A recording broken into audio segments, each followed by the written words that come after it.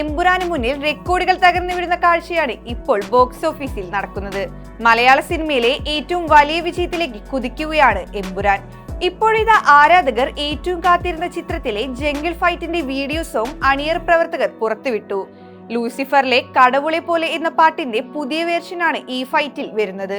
ദീപക് ദേവ് സംഗീതം നൽകിയ ഗാനം ആലപിച്ചിരിക്കുന്നത് ജേക്സ് ബിജോയും ആനന്ദ് ശ്രീരാജും ചേർന്നാണ്. ജംഗിൾ ഫൈറ്റ് സീനിലെ വിഷ്വലുകളും ഈ വീഡിയോ സോങ്ങിൽ ഉൾപ്പെടുത്തിയിട്ടുണ്ട്. തിയേറ്ററുകളിൽ വലിയ സ്വീകരണമാണ് ഈ ഫൈറ്റ് സീനിന് ലഭിച്ചത്. മോഹൻലാലിന്റെ എൻട്രിയും മുണ്ടുമടക്കിയുള്ള ഇടിയും ആരാധകരെ ഏറെ ആവേശത്തിലാക്കിയിരിക്കുന്നു. അതേസമയം കളക്ഷനിൽ വലിയ കുതിപ്പാണ് സിനിമ നടത്തുന്നത്.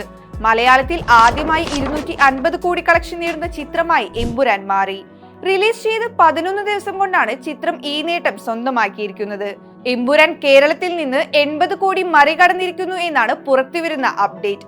ഇതോടെ കേരളത്തിൽ നിന്നും 80 കോടി കടക്കുന്ന രണ്ടാമത്തെ മോഹൻലാൽ സിനിമയും മൂന്നാമത്തെ മലയാളം സിനിമയുമായി എമ്പുരാൻ മാറി.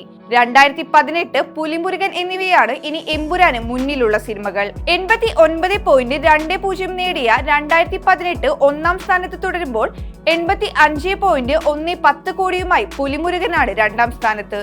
പുലിമുരുകന്റെ നേട്ടത്തെ വൈകാതെ എമ്പുരാൻ മറികടക്കുമെന്നാണ് പ്രതീക്ഷ.